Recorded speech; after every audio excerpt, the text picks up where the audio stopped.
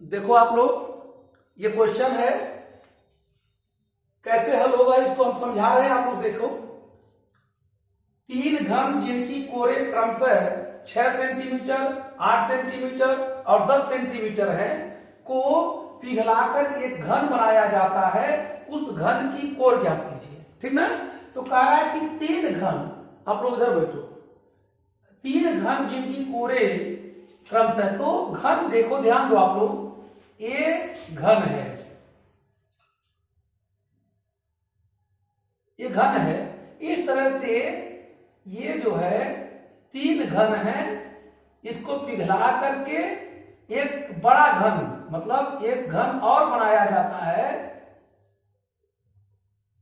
इन तीनों को पिघला दिया जाता है, तो पिघला करके एक घन बनाया जाता है।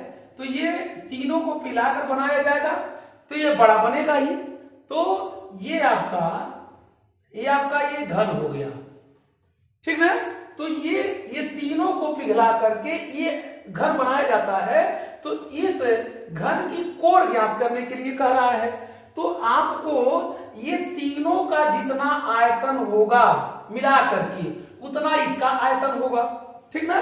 तो इसका आयतन और इन तीनों के आयतन का योग दोनों बराबर होगा। इन तीनों घनों के आयतनों का योग इस घन के आयतन के बराबर होगा। तो पहले हम क्या देखेंगे, पहले हम निकालेंगे इन तीनों घनों का आयतन। तो ये तीन घन क्रमशः 6 सेंटीमीटर, 8 सेंटीमीटर, 10 सेंटीमीटर के हैं। तो क्रमशः लिखेंगे, क्रमशः तीनों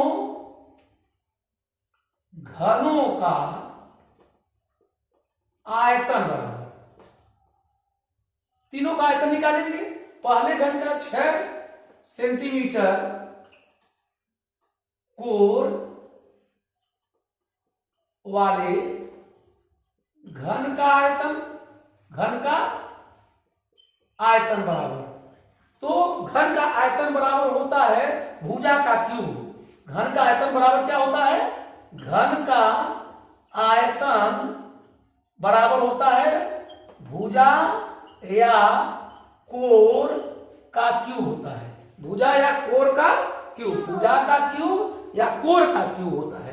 तो यहां पर क्या हो जाएगा, भुजा या कोर, तो कोर दिया 6 सेंटीमीटर, तो 6 का क्यूब हो जाएगा बराबर 6 गुणे 6 गुणे 6 बराबर 6 चौक 36, 6 का 216, 216 घन सेंटीमीटर, घन सेंटीमीटर।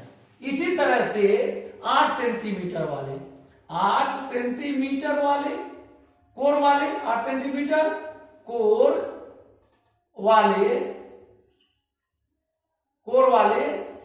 घन का आयतन बराबर 8 पर क्यूब बराबर 8 का क्यूब कितना निकलेगा, 8 गुणे 8 गुणे 8, 8 टाइम 64 गुणे 8 बराबर 8 चौक 32 को 2 हाथ लगाती, 8 6 48 2 50 51, 512 जो है 8 गुणे 8 गुणे 8 बराबर 512 घन सेंटीमीटर।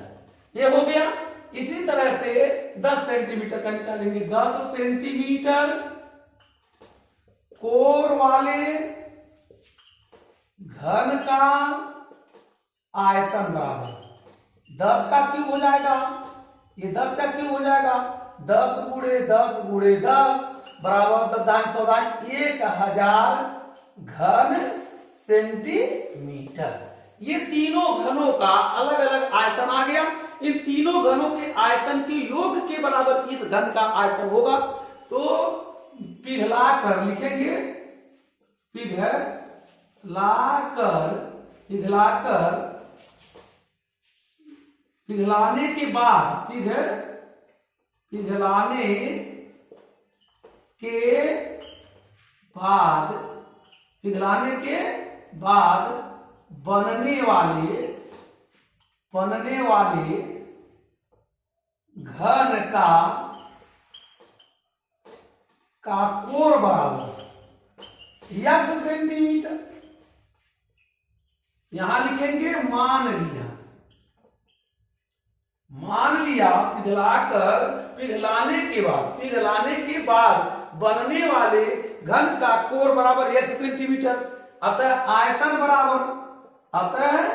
आयतन निकाल लेंगे।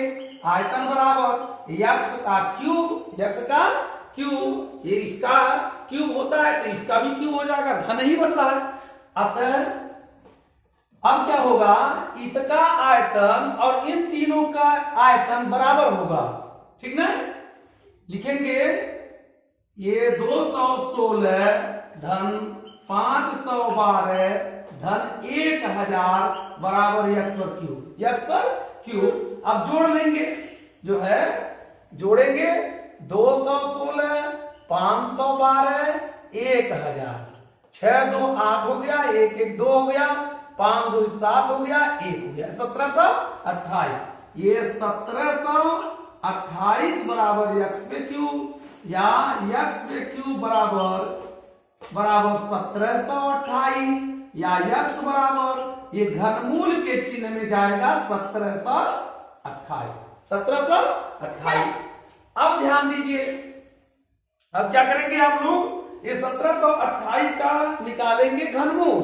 1728 का, तो 1728 का क्या करिए आप, अभाज्य गुणनखंड करिए, 2 से काटिए, 2 अट्ठे 16 और 2 छक्के 12, 2 अट्ठे 16 17, 2 छक्के 12, 2 चौ 8, 2 चौ 8, फिर 2 से काटेंगे, 2 चौ 8, 2 तिया 6, 2 दूना 4, 2 दूना 4, फिर 2 से काटेंगे, 2 दूना 4, 2 एक 2 छक्के 12, फिर जो है 6 से 6